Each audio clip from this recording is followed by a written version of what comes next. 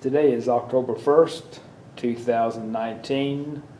My name is Joe Todd. This is an interview with Jerry Haines in Bartlesville, Oklahoma, and you live in Tulsa. Yes, sir. Sir, where were you born? Bartlesville, And when's your birthday? 6/16/45. Who is your father? Paul S. Haines. I'm sorry? Paul S. Haines. Haines. And your mother? Leela What was her maiden name? Russell. Russell. You go through school in Bartlesville? Yes, sir. Graduated what year? 63. 1963. Who was your favorite teacher? Wow. Favorite teacher. You mean completely through school or in the high school? Through school. Well, there was a lady in Garfield grade school, which is no longer there, was Miss Siffings. Miss Siffings. Uh-huh. Why was she your favorite? She taught music and she taught square dancing, and it was always fun to go down into the gymnasium and square dance. And then we put on a huge all-school square dance out at College High Fieldhouse. Mm-hmm. Wow, 5th, 6th grade. Now, your folks had the Haines greenhouse. Yes, sir. Did you work there? Oh, yeah. What'd you do there? Everything. I started out pulling weeds from underneath the bed, the flower beds. Mm-hmm. Dad figured if I put him here, he probably won't ever want to work here again. But I stuck it out, and I did just chores around the greenhouse. Mm-hmm. And when I turned 16, I did the delivery. I'd get out of school and come to the greenhouse, deliver flowers to the hospital and the residents in Bartlesville, Dewey, Mm-hmm. wherever. Yeah, that was a good greenhouse. We bought most of our stuff there. Yeah, it was actually started in about 1915 by the Myers, Mr. and Mrs. Myers. And then in 46, my granddad and dad bought the place. What's your granddad's name? Noah. Noah Haines. Noah. Yeah, Okay. Noah Haines. Okay. And everybody ended up calling him Grandpa. Yeah. What'd you do for recreation in high school? Oh, gosh, I didn't play any sports. My hobby was photography, and just being with my friends, going to the games, basketball, football games, and that. Swimming in the summer at Santa Pool. Yep. Yes. So, When you were in elementary school, did you go to the Christmas parties that Phillips put on? Yeah. Tell me about those. Well, the thing I remember the most is the stocking full of candy and a silver dollar there that all the grade school kids got. Other than that, I don't remember much. That was all the kids in Bartlesville. Oh yeah, all the kids and whatnot, and I believe he was still alive at that time. Can't remember exactly when. Yeah, when he died, they were stopped. Yeah, and but going back to working and delivering, we would we made more deliveries up to Phil Phillips's house where his mother lived on Cherokee and everything. And if he came to the door, you always got a silver dollar or something. So that's pretty neat. Is that the house across from the Phillips Mansion? Yeah, just south of it. Yes. Okay. You climbed the mound. Oh yeah. What'd you do up there? Just looked around. Not much to do up there. I don't even think the water tanks were up there when I climbed it. I don't remember. A few years ago. What about Circle Mountain? Oh yeah, we went to Circle Mountain. We had a neighborhood family by the name of Cheney, Mr. and Mrs. Cheney, and they had 3 boys. I think all 3 fought in World War II. And one of them named Jack, he was single. He'd come home and he'd get all the neighborhood kids and pile them into the car and go to Circle Mountain or Osage Hills, and we'd go out there and climb around, and we end up roasting hot dogs. Yeah. Yeah, he was quite a guy and everything. That was when you didn't have to wear seatbelts and anything. Yeah. You were sitting on everybody's lap, so yeah, a lot of fun. What'd you do after high school? After high school, went to college for a year. Where? Oklahoma State. Okay. And then come home, worked at the greenhouse, and ended up getting married in '65, 2 years after high school. Mm-hmm. Married a girl from Bristow that was living here at the time. What'd you study at OSU? Not much of anything, because I had a car. Mm-hmm. It was a convertible, and I had fun, let's say. Yeah, too much fun, but you know. Now, did you enlist or were you drafted? I actually enlisted. I knew I was going to get drafted, so I enlisted so I could pick out my MOS. And you enlisted when?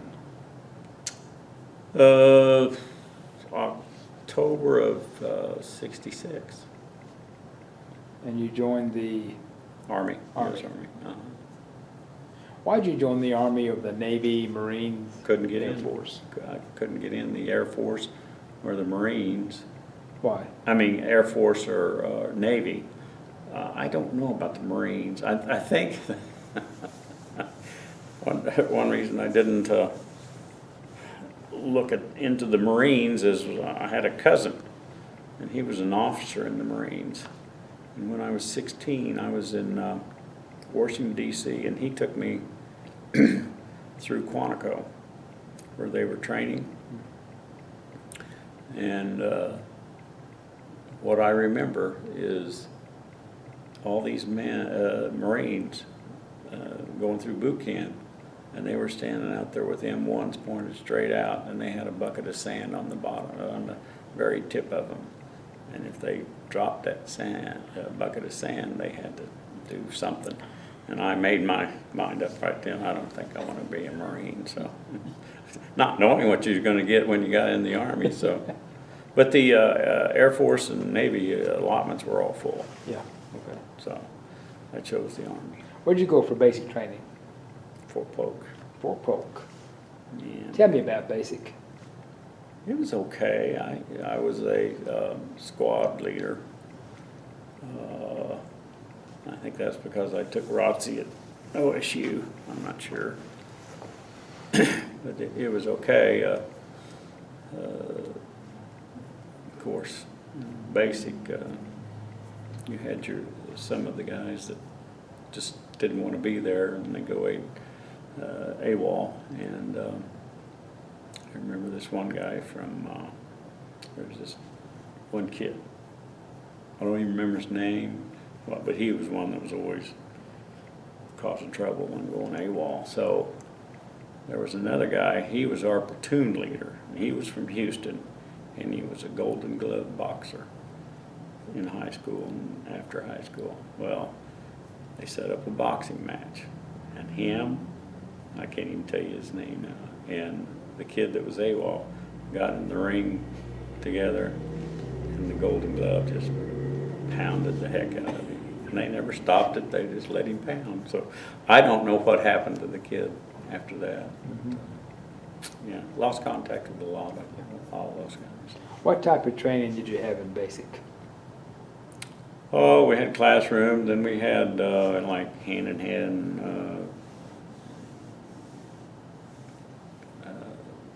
maneuvers, where you'd fight each other. We had, we'd go to the rifle range, we'd march. I think we bivouacked one night. They didn't do a whole lot of bivouac. I went from October to 1st of January, and they didn't want us to get sick to where, you know, we had to start over and all that good stuff. Yeah. But, you know, I remember marching and the cadence and. What was were you in the swamps down at Fort Polk? What was the terrain down there? No, it was sand. It was Sand. a lot of sand, but no swamps or Okay. anything that I recall. Okay. Was Tigerland down there yet? Yes. Did you go through Tigerland? No. Okay. No. They came to me, you know, because you took a lot of tests once you got into basic training, and they came to me and they asked me if I wanted to go to officers candidate school because I qualified with my scores. And I thought over it. In fact, I talked to my brother. He was an officer in the Army and in Vietnam, and he encouraged me but didn't, you know, tell me that's the thing I need to do. And then after that, the Special Forces came and asked me to go through Special Forces. And I think a lot of the advanced guys, after they got out of boot camp and they got their MOS, and these are mainly the draftees, they'd go through Tigerland, and I think the Special Forces went through Tigerland. Okay. But I told them I wasn't interested. What's your most vivid memory of basic? Well, not any of the training or anything. It was one afternoon after chow. I was coming back to the barracks, and here out runs this guy, and with some other guys chasing him, and I caught him. He ran right in my arms is the reason I caught him. And they held him until the first sergeant came and got him. He had stole the guy's wallet. And so anyway, and I ended up going to the court-martial and testifying at the court-martial.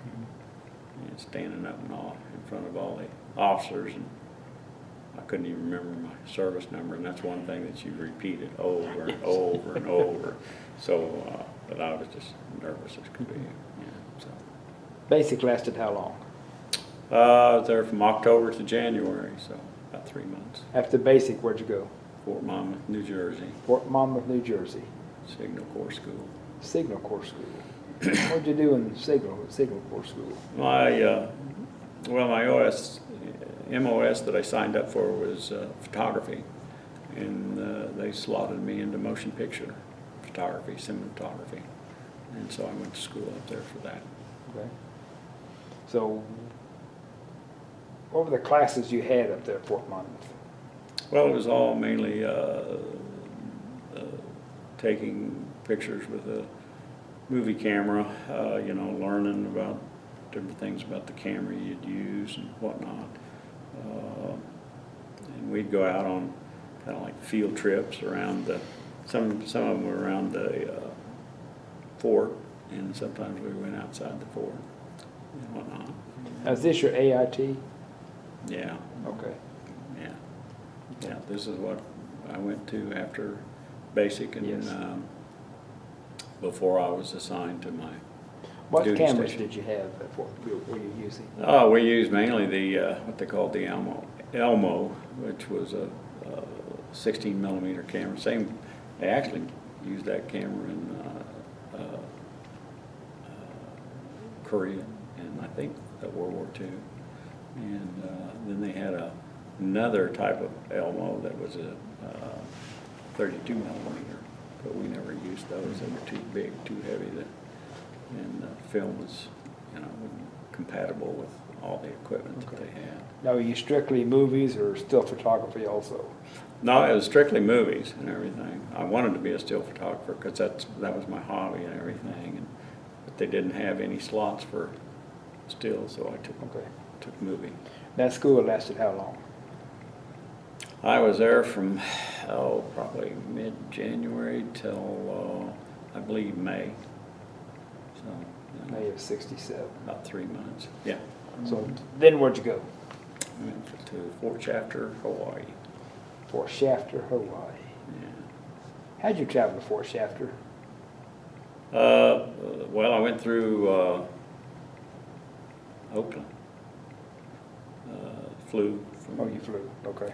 From Tulsa to Oakland, and then flew from Oakland to Hawaii. Okay.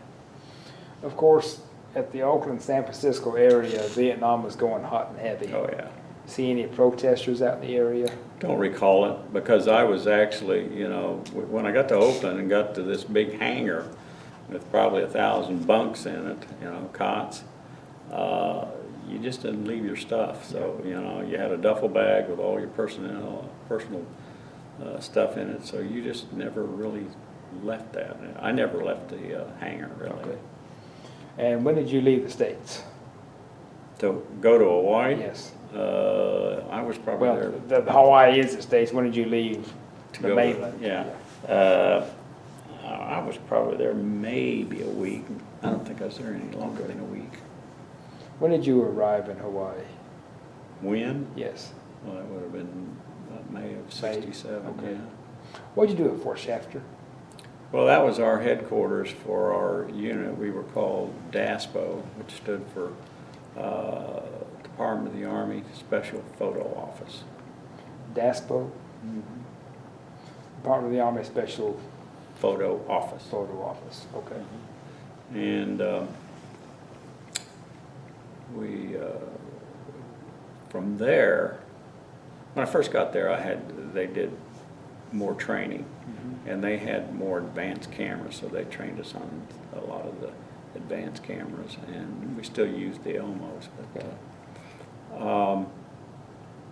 so I was there probably a month or so, and then I got my first rotation into Thailand. Okay.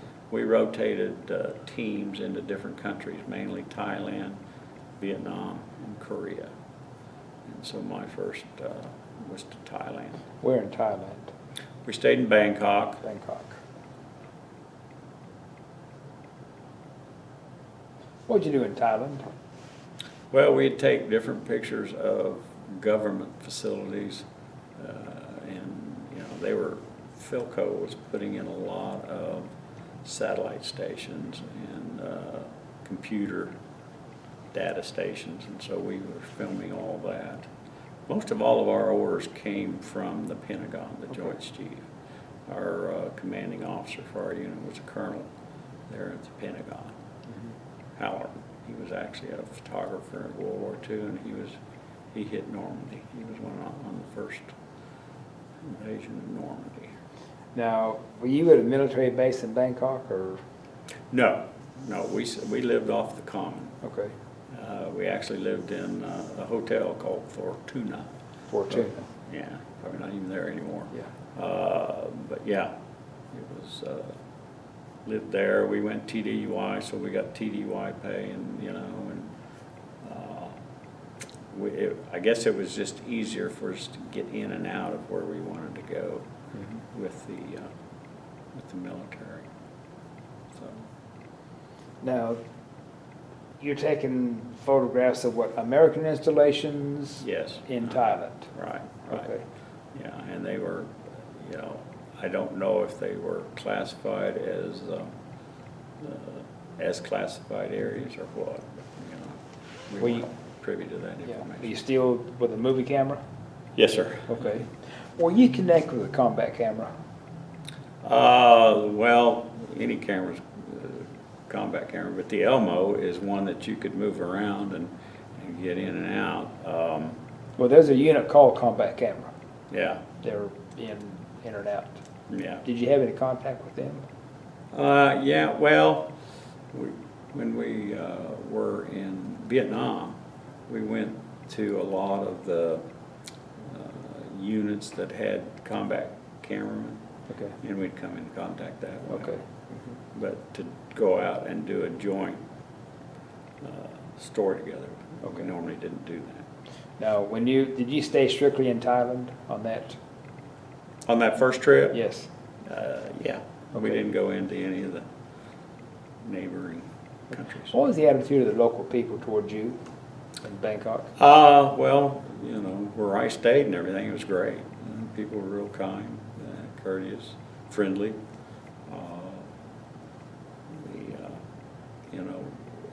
my best friend while I was in the service, I met in Thailand. He came over after me. He came into the unit about a month after, about the same time I came in, I guess. And then he came over. We got real close and whatnot. He was a younger kid. He was about 2 years, 3 years younger than I was. And we would, you know, if we weren't working, we'd go out to the movies, to the big old movie theater. And of course, all the movies were in English subtitles, so you know. But we'd go somewhere and buy us a quart of Singha beer and drink beer watching the movie. And and there was a couple of times that we took the people from the hotel to the movie and everything. And These are local people? yes, Okay. these were Thai. There was one fellow that that became real good friends with everybody. He worked at the hotel on the weekends when he was off. He would go with us. We'd rent motorcycles and go out, and we'd go out in the country and something like that. So he was our guide and interpreter. And we called him Bones because he was so thin. Yeah. I mean, he was a really thin kid. But really nice, real nice. So what's your most vivid memory of Thailand? Oh, Thailand, military-wise, I'm not sure they're, you know, because the things we were doing, filming there were, you know, didn't interest me, but I had to do the job, so I did it. We did a lot of interviews with commanding officers, you know, generals and stuff, that people in the Pentagon. And of course, when they saw our orders, they didn't hesitate. Man, what do you need? Yeah, they'd sit down because they wanted to be on that camera and shown back in the United States. Yeah. And you know, the most vivid thing is stuff that we did, you know, on the weekends and stuff when we didn't have anything to do.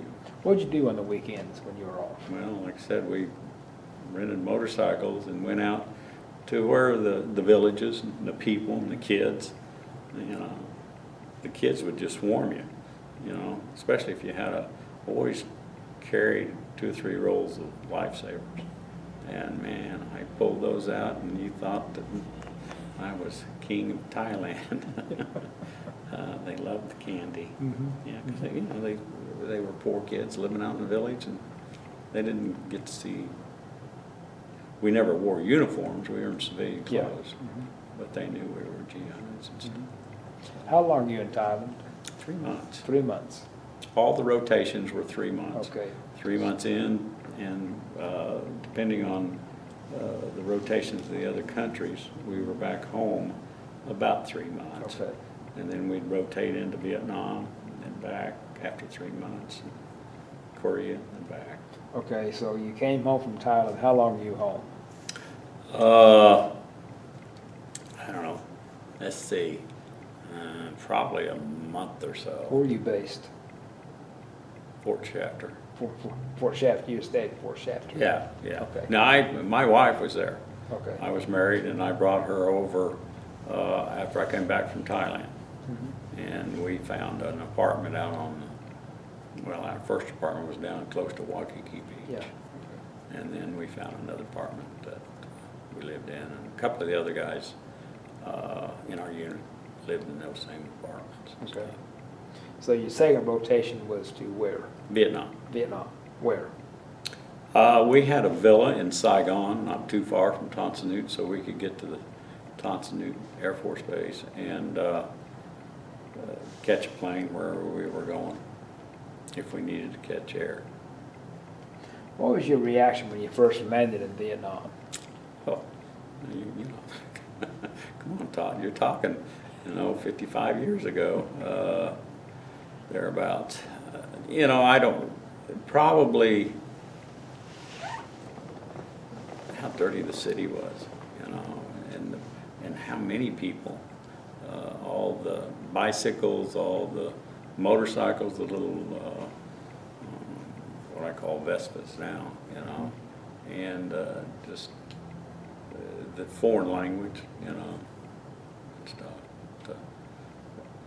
most of the time when I was out, and I didn't go out very often, in Saigon, people were just kind of standoffish. Why? I don't know. You know, maybe they didn't trust us, you know. Mhm. French had been there for so long, now the Americans were coming in trying to do, and you know, the thing that bothered me the most when I was there, I went over twice, I was there for 6 months total, but the thing that bothered me either in Saigon or out in the, away from Saigon, was how many young, not teenagers, not children, but young, aged for military, were not in the military. And that bothered me. You know, here we were supposedly fighting their war. Well, why weren't they in the war? You know. And you were based at Tonsanut? No, we were not right on Tonsanut. We were, you know, maybe a mile from Tonsanut, this Okay. villa. You know, it was about a 3-story villa. Okay, so you were not on a military base then? No. Okay. Did you have security around the villa? No, we had no military security. We had our own. We had weapons and whatnot. We had an iron gate at the front, and that was closed at night and kept locked. But there was probably 15, 18 fellows. We had a commanding officer while we were there, usually a captain or above, and then a sergeant that was in charge of us and everything. We went in, we stayed in that building, and like I say, after Tet, we pulled guard duty, and for several months So at the villa. what did you do in Vietnam? I was a photographer. Okay. I went out on different jobs. We did jobs on chaplains. We did a story on chaplains in Vietnam. We did a story on on the mortuary, the identification stuff of the bodies coming through. I wasn't on that one.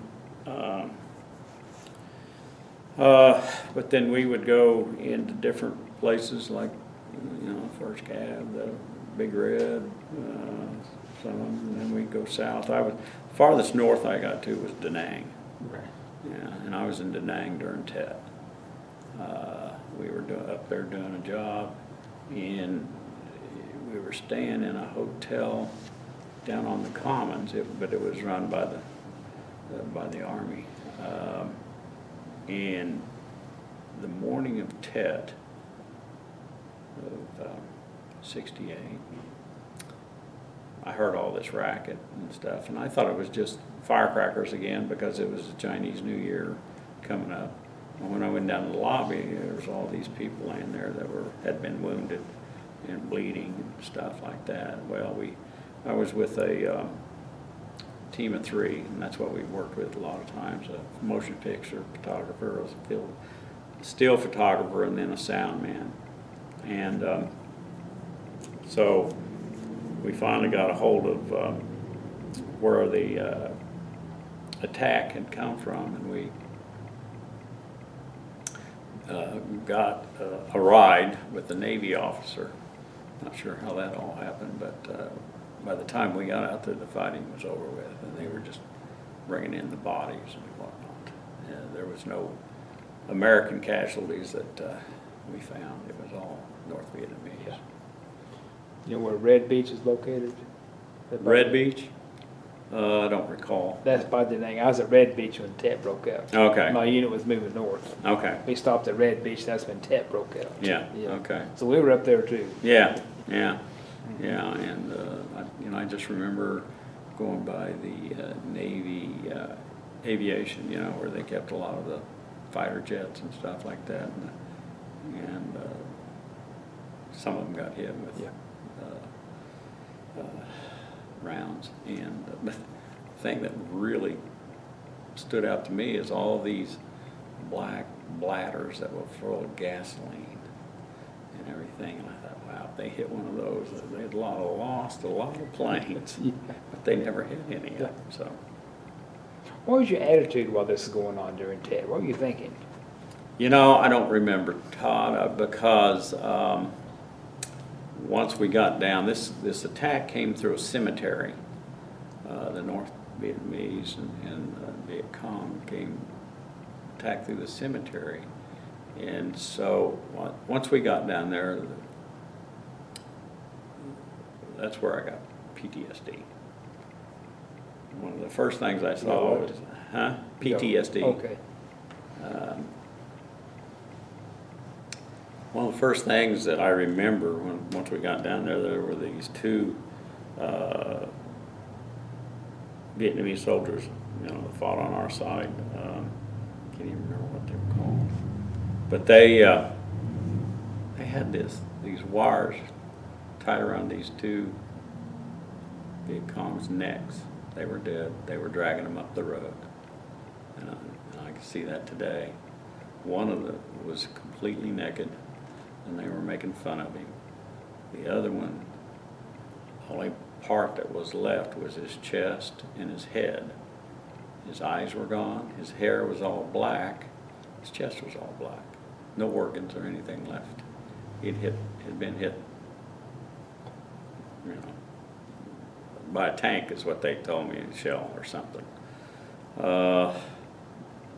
After that, I was not too far away, and this old Vietnamese gentleman grabbed a hold of me and grabbed my arm and started pulling me towards his house, which was just a little shack. And so I kind of went with him, and kind of hesitant, I remember. But when I got in there, they're laying on a table, their dining room table, which wasn't more than 4 foot long, was his daughter. She was dead, laying there in a white dress, and just cutest little girl. And you know, I can't. And he was just crying, and I think in his what he was just asking why. And you know, here he was a Vietnamese, and you know, he had all wrinkled skin and everything. He looked more like a grandfather than a father because of his age of his skin and everything. It was all tan and everything. He just kept repeating, and he was crying. And why? And I think about that scene and that girl almost every day. And I finally left there, and I was walking down the road by the cemetery, you know, and they were bringing in all the bodies of the Viet Cong. And they were men, and they were women, and they were just kind of lining them up along what we would call the shoulder of the road. And they were just lining them up. There was probably 20, 25 that they were lining up. And I just kept walking down the road. I don't know why. And I come to the end of the road, and at the end of the road there was this family, a mother and 3 children, and they had been blown apart, basically. I think they were hit by our own, probably helicopter, is my guess, because of the damage to the bodies and everything. And they were just laying there in the field. They had been to the market. They had all the groceries and everything. They were, you know, scattered all over. So, and you know, to this day, I cannot remember shooting one frame. I think I was in total shock from what I was seeing. That it just, I don't know if I took any movies or not. Now the guy that was with me, the still photographers, I know he was shooting away. And his name was Dick Durantz. What was his name? Dick Durantz. He lives in Colorado now. But he, after the service, he worked for National Geographic and everything. He was a great photographer, or is a great photographer. But we left there, and you know, there's not much I remember after that day.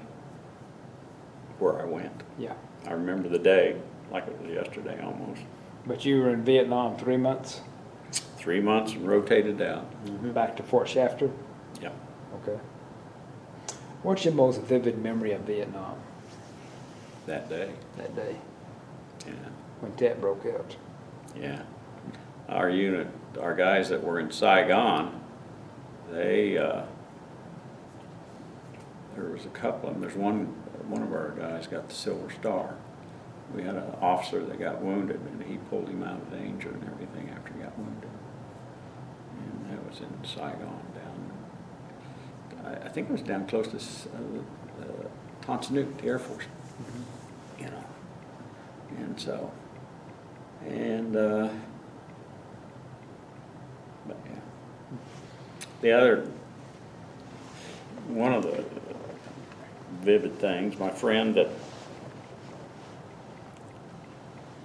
that I made in Thailand, we became best friends. We'd have him over for dinner, and he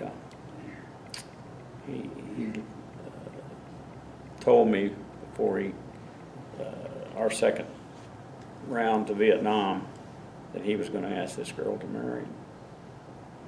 And in the Philippines, on a trip back, he stopped off in the Philippines, and he picked up a wooden carved water buffalo, and he brought it to me before he left and said, "Keep this for me. I don't want to leave it out at the barracks. I'm afraid it gets stolen." I said, "Okay, no problem." He went over, I don't know, I guess it was the 1st of November maybe. And he got killed on November the 28th. He got shot down in a helicopter. Killed November 28th. I think that's the day. Yeah, and he just turned 21 back in August. And a good kid, man. He was just great. He could sing, he laughed, and just enjoyed life. So, man, that just tore me up when I found out. They had to send dental records to identify the bodies. So, I knew I had orders to go over about 3 or 4 weeks later. We had a memorial there in Fort Shafter, and I was the one, along with a lieutenant, that went up and told his girlfriend that he had been killed. She just fell in my arms crying. Well, I got to Vietnam, asked the guys, well, where was Rick's, where was his bed, where was his bunk and stuff, and they told me where it was. I went up there, and I just fell on the bed crying. That's the first time I cried, was when I got to Vietnam. I just lost it. It's what I needed at the time. What'd you do with the water buffalo? Well, I kept it forever. And then I found out he had 2 sisters, older sisters. And I made a trip to Florida, and I gave that water buffalo to one of the sisters and told her the story and everything. And I had some pictures of Rick that in the service. And around, we would go, when we were at home in Hawaii, we would go to Hanauma Bay and do snorkeling and mess around, have a good time. And so I'd give her pictures of that and stuff. Okay. So where was your next rotation?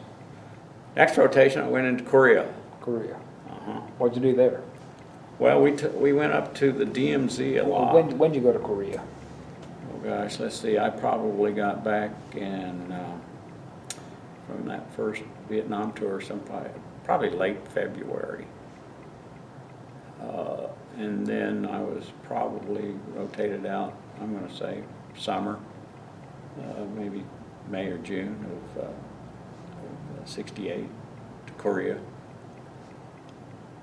What'd you do in Korea? Well, like I say, we'd go up to the DMZ, the United Nations, which was ran by the United States Army or military. And they'd have talks with North Korea. And, we went up to the area that President Trump went to. you know. But not all that was there at the time. We're talking back in the 60s. So the thing I remember most at the Korea and going up to the DMZ or up to the talks was that they had a line right on the table, just a table like that one over there. UN on this side, North Korea on that side. And we had a big camera that we set outside. We weren't allowed inside, but outside there were windows, so we could shoot through the window and take pictures of the talk and everything. And it was. Why weren't you allowed inside? I do not know. I don't know. Can't tell you. Mm-hmm. But I've got pictures of me standing right outside that room. And it's like a long barracks is what it was. Mm-hmm. Half of it in North Korea and the other half in South. And, you know, when you were there doing it, there was the North Korean soldiers. And, you know, they never cracked a smile or anything, or any kind of social. You know, they didn't socialize with you or nothing. Mm-hmm. And we were told not to go over into their side or they'd capture you and all that good stuff. Well, we would go up there every time there was a talk. And there was one time I was up there. I was in Korea twice, and I don't remember exactly which time it was. But we were just, you know, doing the same thing, and the talks were coming to a close. And then all of a sudden, a North Korean civilian ran and jumped in a car, a U.S. military car, and sped away. He was looking for asylum there, so. And I don't know who it was. I don't know what happened to him after that, but it happened there right in front of me. You know, so mm-hmm. It was. So what was the attitude of the people in South Korea towards you? Well, it was great. You know, it was great. We had 2 Korean housekeepers, and we lived in we never stayed at a U.S. post. We were always out in the common. Where were you based in Korea? Where'd you live? We lived just in the city somewhere. I mean, in Seoul or where? Seoul, yes. Seoul. Uh-huh, okay. yeah. Okay. And, but I couldn't tell you where. Okay. But we had an older man and his wife that she did the cooking, and, you know, he helped clean and everything, the laundry. We didn't do any of our own laundry. Mm-hmm. And we, you know, from our per diem that we got, we would pay for that. Oh, yeah. For the cost of the villa and food and whatnot. So, but they were nice people and they treated us real well. Gosh, what else did we do? There was a big parade, you know, that we did, and there was a time. This was off duty. A friend of mine in the unit and we got on a bus and just went somewhere in Seoul, mm-hmm. And there was a bunch of South Korean cadets. They, you know, like they were in something like our U.S. Air Force Academy or something like that. Mm-hmm. And we spent the day at this big soccer field, and kids would come up to us and you know, just curious, you know. Never caused us any problems or anything. Yeah. So. Now, what's your most vivid memory of Korea? Well, there's a couple of things. General Bonesteel was commanding general of the 8th Army, and he asked our unit to take pictures of up around the DMZ along the river and whatnot. I can't even remember the river. But and I shot stills here. And so I would sit in a helicopter, you know, with my feet hanging out, and they would fly me along the river, and I was taking pictures of the river because he was going to go back to the United States or back to Washington, D.C. and give a talk and he wanted pictures or slides to present and whatnot to help with his presentation. So I did that, got a letter of accommodation for that, and he evidently the talk went well. No, Yeah. we weren't involved in it, but Yeah. and then another time, and again I was in Korea twice, and I can't remember which time, but I think it was the Undersecretary of State came to Korea, and he was going to inspect all the ROK units, the Korean soldiers units, and they're basic, and their places were, you couldn't find them unless you knew where you were going. I mean, and we flew by helicopter. He was in one helicopter, and then I was in a chase helicopter. And I had a movie camera on my shoulder. By the time this came around, we were shooting with what was called an Airflex, and it was a 16 millimeter. And it was a pretty good sized camera, and then it had a battery pack and whatnot that ran the camera. And I had that. I had another camera, still camera. So I took both still and motion picture. Okay. And I followed him probably to 3 or 4 different places for him to, go up and down the line of soldiers and everything, and I was trying to stay in front of him taking the pictures. My aircraft that I was in was me, 2 pilots, and a general. And the general was General Mock, M-O-C-K. I'll never forget that man. He was so good to me. One of the vivid things I remember, I'd been hustling and running and just wearing out, and we stopped at probably the 2nd or 3rd time, and 2 captains picked me up. They were supposed to take me down and get me where this inspection was going to take place. And they were asking me questions, and I think so, yeah, okay. Well, when I got back, after the job had been done, they took me back to the helicopter. They said, "Soldier, next time you're in the presence of an officer, it's yes sir, no sir." And I thought, what the hell? Here I'm riding with a general, and he's just good guy, These 2 guys just, and okay, yes sir. So I didn't care, but anyway. So you had 2 rotations to Korea. Yeah. 1 to Vietnam, 1 to Thailand, and 2 to Vietnam. You went to Vietnam twice? Yeah, Okay.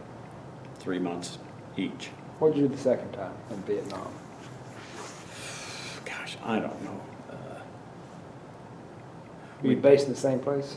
Same Yeah, time? same bill and everything. I don't know if this was probably the 2nd time. I remember probably the scaredest I was in Vietnam was when we went and did a river patrol. And we were on one of the swift boats. And when I got on that boat, the night before, we were with one of the local photo units, that shot for, what was the newspaper back then? Stars Yeah, Stars and Stripes, yeah. And so they did a lot of that, and then the local unit photographs. But this one guy brought out his album, and he said, "Yeah, this is what happens when you go on those river boats." And I said, "Well, okay." And so the next day, I got on the boat, and it had a big 50 caliber on it and everything. And I started looking around, and I said, "There's no place to hide on this boat." It was fiberglass. And if you went down below, well, the engine was down there. And if the engine was hit, it would have blown up. So, oh well. And the other thing is, a river's not straight. And what they were looking for was either food cache or ammunition that's buried along the banks in caves and whatnot, and tunnel rats and whatnot. So we followed that river up, and they found a cave. And the guy that went down into the cave, I think it was food, they found rice. And there was a hoe, just a garden hoe. Yeah. And it was Vietnamese made, and it broke down so that they could put it in their packs and everything. And the guy that was down in that cave gave that to me, and I still have it today. But it's, things like that just triggers your memory. But we found that, and then we thought we found some movement, and they brought in a helicopter and to see if we can. There's never anything. Now, the photographs that you looked at, what they photographs of what? Of wounded soldiers, Okay. dead soldiers, and whatnot. So, didn't encourage me to go out the next day. Yeah. But I can't even remember who I was with as far as our team Yeah. on that boat. I just remember being on the boat and going up and down that river. Is that the Mekong River? I couldn't tell you. That's the one by Saigon? Yeah, but we drove a ways. I think we drove down to where we were going, and we stayed. Again, I can't tell you. I was all over that country. Yeah. Pleiku, the Trang, Da Nang, and Vong Tau. When you went around, what were you photographing? Just different stories, different things. Did you have a store that you went to photograph, or you just went and just take photographs? No, we had our orders to, okay, you're going to go down and you're going to take this story. Down in Vong Tau, they had brought in a aircraft carrier, a couple of them I think, of Chinooks, helicopters. And the Chinook, they were all wrapped in what they called a cocoon because of the seawater, the salt water and everything. So it was our job. Oh, excuse me. It was our job to go out, film them taking the cocoons off, and they didn't have their props on, so they had to put the props on and then fly them off to shore. And so we were down there probably 3 or 4 days, maybe longer, and we'd fly out to the ship every day, take pictures, and then we would fly back over, back to shore Okay. of that. Were you in Vietnam during the monsoons?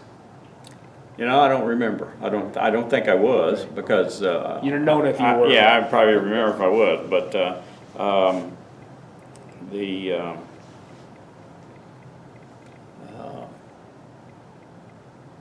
I'm trying to think of another story that we did. I did one on the chaplains, and that was interesting because we were in the Trang doing that, and we met up with a chaplain, and we drove over the mountains to a place that was a leper colony.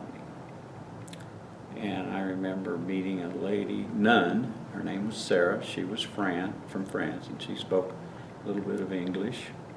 But the house that they kept these nuns in was, over here it had been a $2 million house. It was all mahogany inside. We sat down to a big, long table that was mahogany. She gave us tea and cake. And then we would go out. I remember going to the chapel and walking into the chapel, and it was all, you look up, it was all gold inlay. I mean, it was gorgeous right here in Vietnam. And then the lepers, they ran a tile.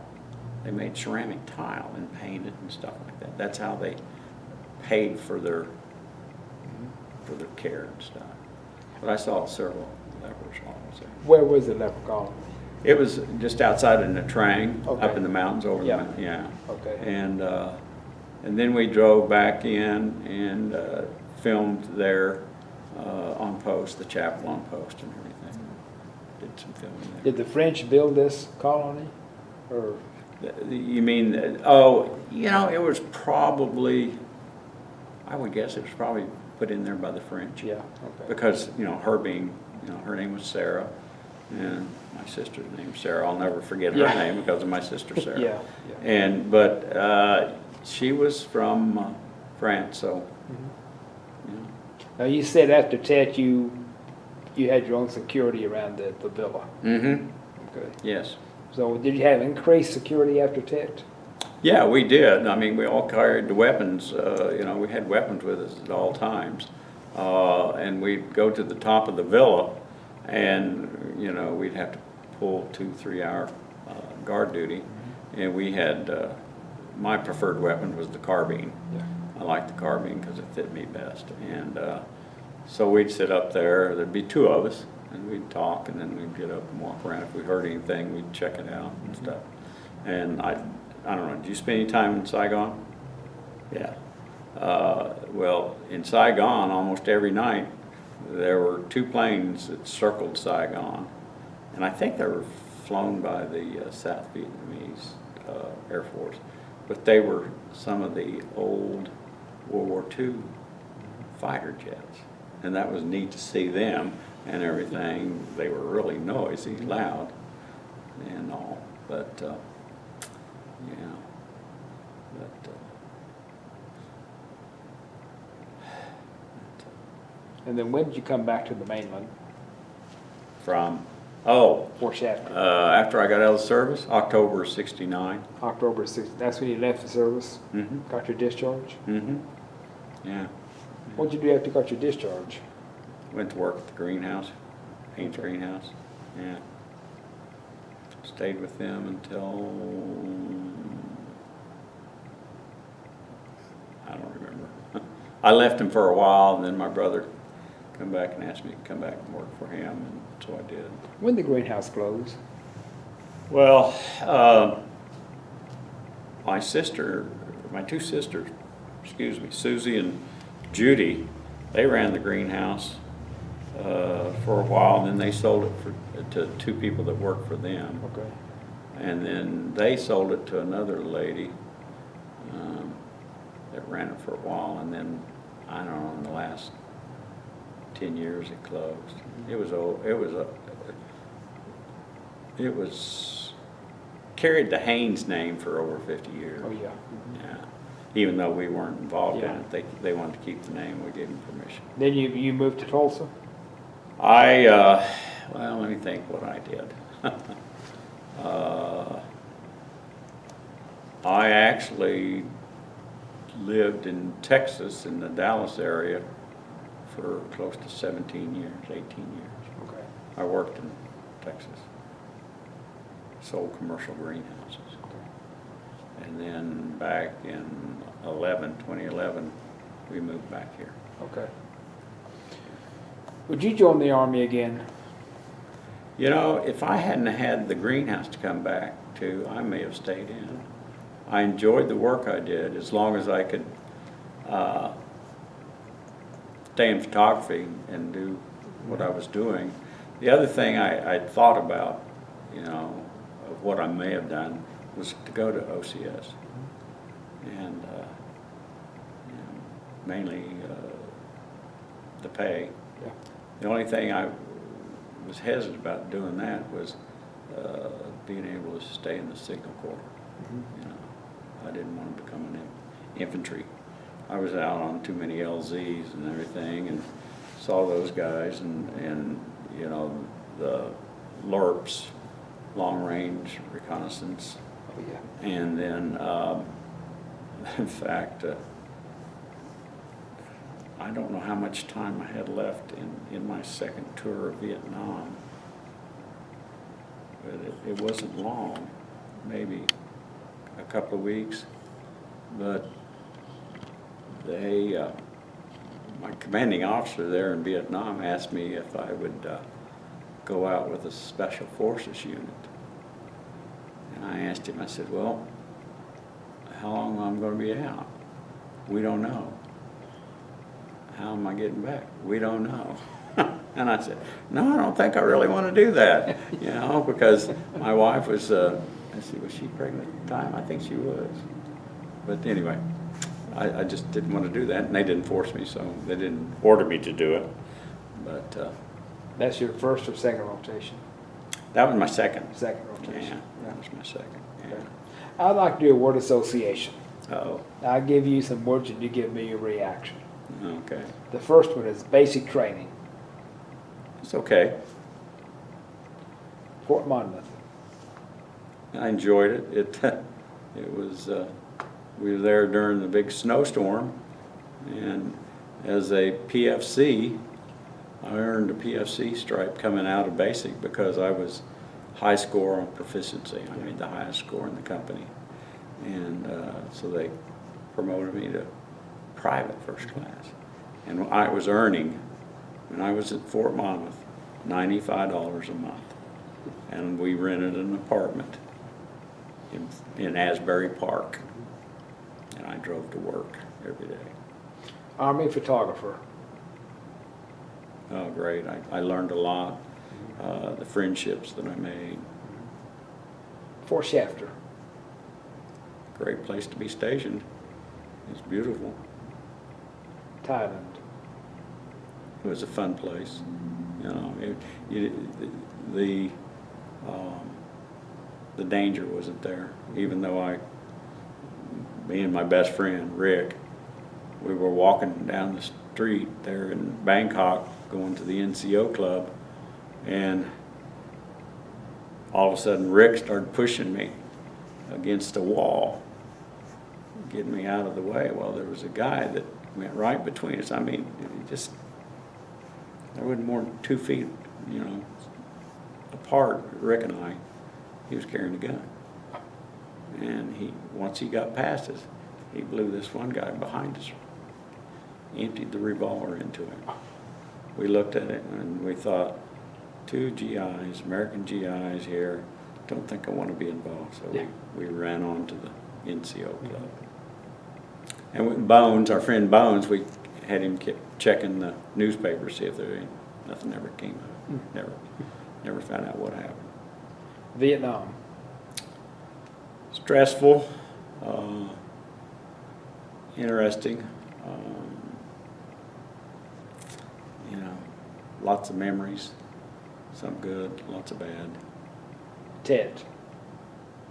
Tense, you know, shocking, you know, emotional. Korea. Korea was okay. I mean, in my off-duty time, we played golf. And my first sergeant that was there, he taught me how to play golf. And so we had fun. We'd go to the nightclubs and stuff. So it was a fun duty, yeah. Riverboat. Scary. It was scary. LBJ. Lyndon Johnson. You know, I didn't pay much attention to him.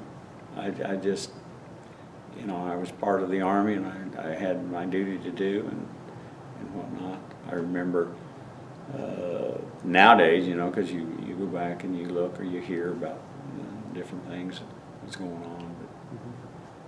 Richard Nixon.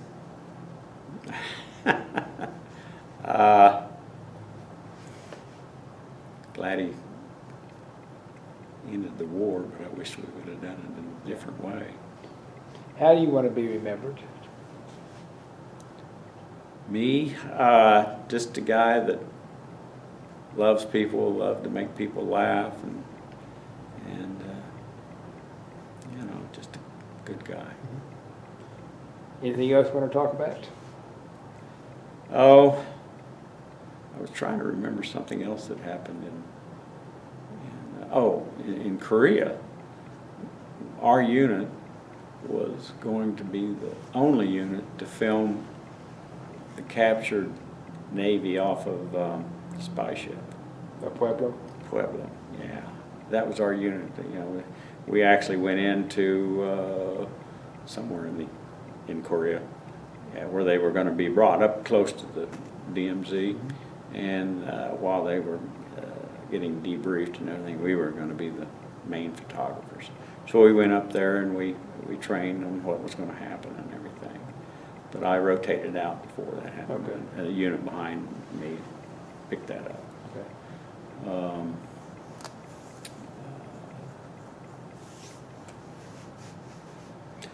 I don't know, there's probably a lot of stories Oh, yeah. that I can tell you that I just can't think of right now. I'll think of them when I'm driving home. Yeah. Well, sir, this is an excellent interview. Well, I don't know, it's probably boring to a lot of people. Yeah. I want to thank you for your service and thank you for the interview. Well, thank you, Todd, I appreciate it. And again, this is October 1st, 2019. My name is Joe Todd. This has been an interview with Jerry Haines in Bartlesville, Oklahoma. Thank you.